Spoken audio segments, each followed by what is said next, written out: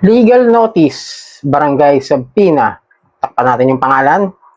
Be notified that a barangay level subpoena has been scheduled March 12, 2026 at 1 p.m. due to your continued refusal to comply with your loan payment obligations.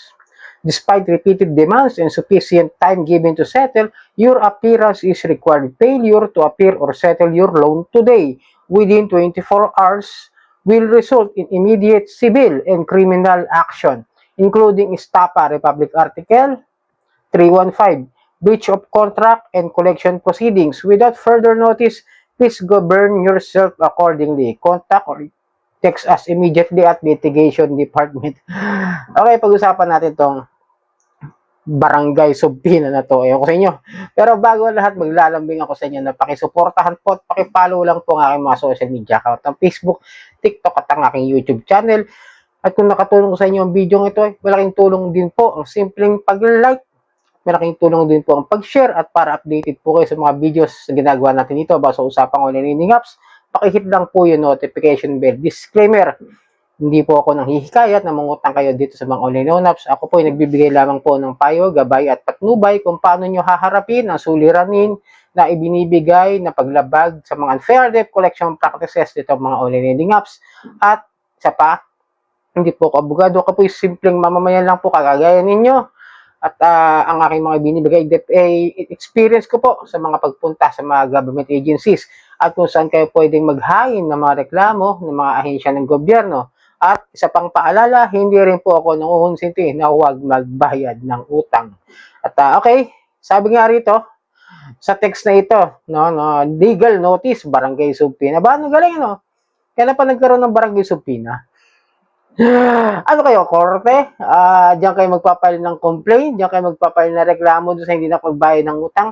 Paulit-ulit din po ang mga OLA agents at dito rin sa ating channel, paulit-ulit din naman ang mga tanong ng mga biktima ng OLA, kung totoo ba talaga yung mga pagpapabarangay at yung mga barangay subpoena at yung mga pagrereklamo nila sa mga barangay na madalas na ginagamit. Okay? Ulitin natin na pag lending company, basta korporasyon, ay hindi po yan maaaring dinggin o gawin ang hearing sa barangay. Tandaan nyo, ayan po yung mga company po. Sila po ay pwede po dumiretso sa korte. Hindi na kailangan pang dumaan. Unang-una, isa pa, hindi sila residente dyan. No?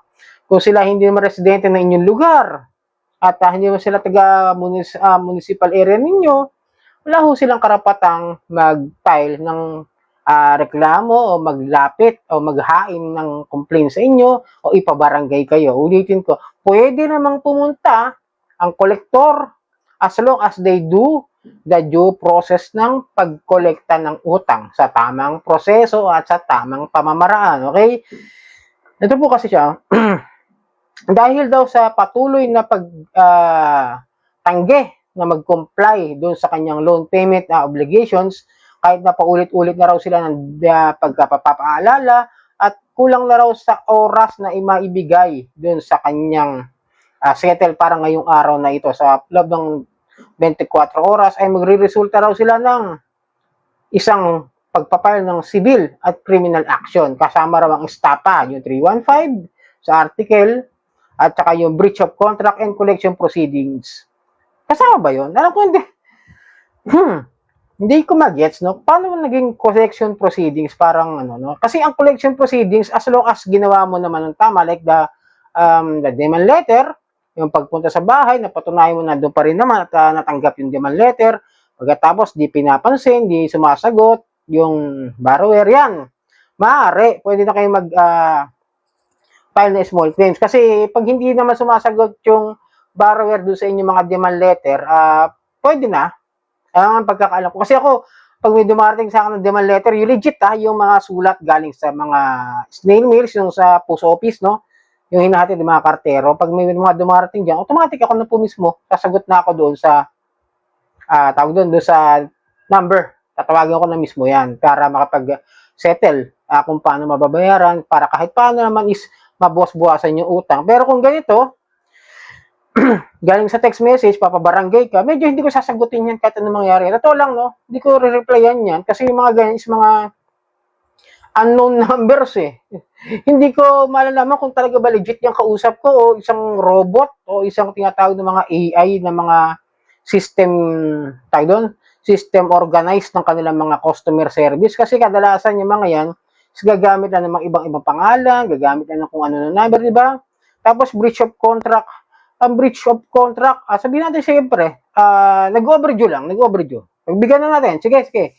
Meron talagang kontrata, kahit na terms and agreement lang naman yung ano na yan, pero as long as sumang-ayon, sabi nga nung mga abogado na napapanood ko, pero I doubt na that is a contract kasi dapat yung kontrata naiintindihan din dapat ng borrower eh.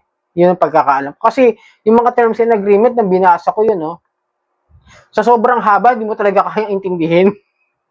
Pero wala rin nakasulat na pwede ka ipabarangay, pwede kang ipahiya, pwede kang balahurain yung pagkatawat ang inyong dignidad, yung yung inyong paninindigan sa buhay. Di ba? Walang ganun. Wala akong makita ng ganun. Pero sa sobrang haba nun, English pa, hindi naman lahat ng Pilipino babasahin pa yun para lang magkuha ng loan. That's a very misleading, misleading information para malito yung mga borrower.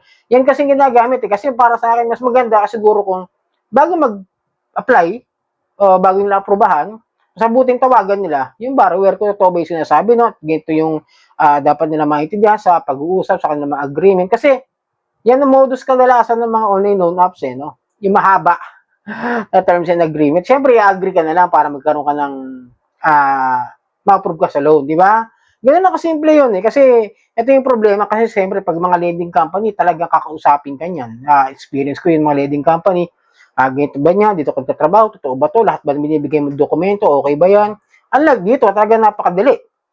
Mangutang. Pero napakadali rin para sa kanila na magpanggap na tiga-barangay, magpanggap na attorney, di ba? Mag-text sa inyo ng ganyan. Kaya kung makakatanggap kayo ng mga ganyang klaseng text messages, baliwalain nyo na. Kumbaga, huwag nyo nakabalahin yung mga sarili nyo. Totoo ba yan, Kuya Johnny? Totoo ba to? Kasi pagbunta ko sa barangay, bigla na lang akong damputin. Hindi rin pwedeng tanggapin ng barangay. Ang unang-una, tandaan nyo, bawal nga sila ron. Kasi korporasyon po yan. Maaari na po silang dumulog ng diretso doon sa small claims as long as they do the due process. Tama sa ano tayo na uulitin ko.